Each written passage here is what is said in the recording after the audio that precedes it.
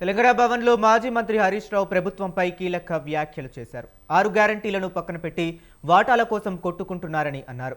మంత్రుల మధ్య వాటాల పంచాయతీ నడుస్తుందన్నారు. మీ వాటాల కోసం ఐఏఎస్లను ఎందుకు బలి చేస్తున్నారని ప్రశ్నించారు. సింగరేణి వైని గనుల టెండర్లపై సిపిఐ విచారణ జరిపించాలని డిమాండ్ చేశారు. బీజేపీతో సీఎం కుమ్మక్కు కాకపోతే సిబిఐ విచారణకు సిద్ధమా అంటూ సీఎంకు హరీష్ రావు సవాల్ విసిరారు. 2024 సంవత్సరంలో ఈ సైట్ విజిట్ సర్టిఫికేట్ విధానాన్ని సింగరేణిలో తెచ్చింది రేవంత్ రెడ్డి గారి ప్రభుత్వం. రేవంత్ రెడ్డి గారి ప్రభుత్వం ఈ విధానం తెచ్చిన తర్వాత మొట్టమొదటి బెనిఫిషరీ ఎవరు? రేవంత్ రెడ్డి బావమరిది సృజన్ రెడ్డి. ఆయన కంపెనీ శోధా కన్స్ట్రక్షన్కే ఈ సైట్ విజిట్ సర్టిఫికేట్ వచ్చిన తర్వాత మొదటి టెండర్ దక్కింది. ఇది 2024లోనే ఈ సైట్ విజిట్ సర్టిఫికేట్ విధానాన్ని తీసుకొచ్చారు. ఈ సైట్ విజిట్ సర్టిఫికేట్ విధానం వచ్చిన తర్వాత సింగరేణిలో 6 టెండర్లు జరిగితే 6 టెండర్లు కూడా +7% టెండర్లు వారి వారి అనుయాయులకు కట్టబెట్టడం జరిగింది. ఈరోజు భారతదేశంలో పరిస్థితి ఏంది?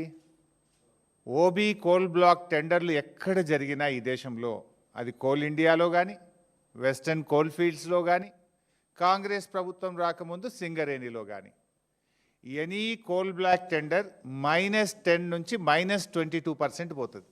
-10 నుంచి -22% పోతున్నారు కాంట్రాక్టర్లు. ఇప్పుడు కిషన్ రెడ్డి గారు కోల్ ఇండియా మినిస్టర్. ఇవాళ కేంద్ర ప్రభుత్వంకు సింగరేణిలో 49% వాటా ఉంది.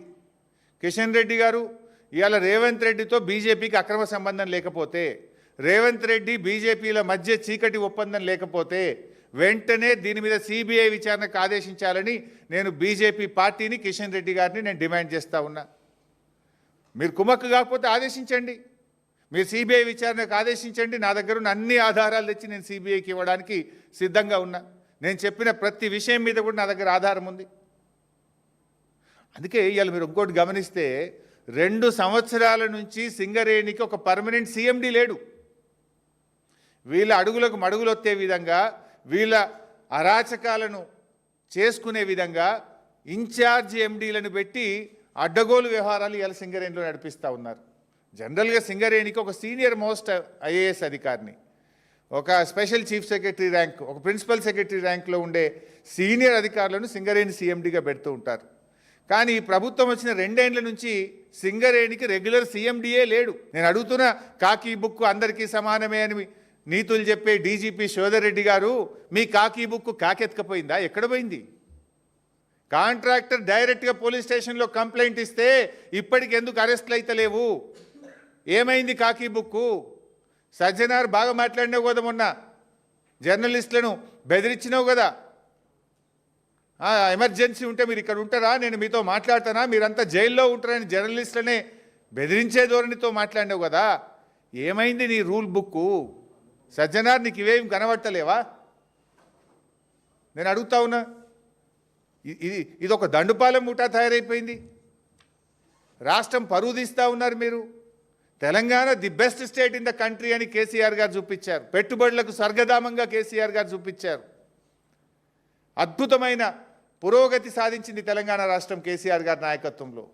మీరు వచ్చిన తర్వాత వాటాల పంచాయతీలు, కాంట్రాక్టుల పంచాయతీలు, బెదిరింపులు, భూ కబ్జాలు, దీంట్లో మీరు ప్రగతి సాధిస్తూ ఉన్నారు. ప్రజలు అన్నీ గమనిస్తున్నారు. బీఆర్ఎస్ జెండా గద్దెలు కూల్చాలని మాట్లాడుతుండు. బిడ్డను బీఆర్ఎస్ జెండా గద్దెల దోలికొస్తే నీ గద్దె కూల్త జాగ్రత్త అని చెప్పి హెచ్చరిస్తూ ఉన్నాం. దుమ్ము అయిపోతావు బిడ్డ నువ్వు. అయినా బీఆర్ఎస్ పార్టీ నువ్వు కూలిస్తే బీఆర్ఎస్ పార్టీ ఏదో జెండా గద్దెల్లో లేదు, ప్రజల గుండెల్లో ఉన్నది బీఆర్ఎస్ పార్టీ. బీఆర్ఎస్ పార్టీ జెండా గద్దెల్లో నువ్వు కూలిస్తే పోయే పార్టీ కాదు. తెలంగాణ ప్రజల గుండెల్లో పుట్టిన పార్టీ బీఆర్ఎస్ పార్టీ, ప్రజల హృదయాల్లో ఉన్నటువంటి పార్టీ బీఆర్ఎస్ పార్టీ. ఈ హౌలా మాటలు బంద్ చేయి, పిచ్చి మాటలు బంద్ చేయి. 6 గ్యారంటీల మీద దృష్టి పెట్టు. నిన్న క్యాబినెట్ మీటింగ్ జరిగింది. రాష్ట్రంలో రైతులు ఆశగా ఎదురు చూసినారు. సంక్రాంతికే నువ్వు రైతు బంధు ఇస్తామని ఎదురు చూశారు యాసంగి పంటకు. సరే సంక్రాంతికి ఇయ్యలేదు, నిన్న క్యాబినెట్ మీటింగ్లోనైనా రైతు బంధు ఇస్తావేమోనని ఎదురు చూసిన రైతులకు నిరాశ మిగిలింది. అరేగా ఎరువుల కొరత ఉంది, దాని మీద ఏమైనా క్యాబినెట్ మాట్లాడుతుందేమో అనుకున్నాం. రైతు బంధు గురించి ఒక ప్రకటన వస్తుందని ఎంతో ఆశగా ఎదురు చూశారు రైతులు. కానీ మేడారంలో జరిగిన క్యాబినెట్ మీటింగ్లో రైతు బంధు ఊసే లేదు, ఎరువుల కొరత గురించి చర్చే లేదు, పిల్లల ఫీజు రియంబర్స్మెంట్ గురించి ఇలా 20 లక్షల మంది పిల్లల జీవితాలతో ఆడుకుంటున్నాడు. నేను క్యాబినెట్ మీటింగ్లో గా పిల్లల ఫీజు రియంబర్స్మెంట్ గురించి ఒక చర్చ తీసుకుంటారేమో, నిర్ణయం తీసుకుంటారేమో అని ఎదురు చూసిన 20 లక్షల ఎస్సీ ఎస్టీ బీసీ పిల్లలకు నిరాశ మిగిల్చినావు కదా నువ్వు.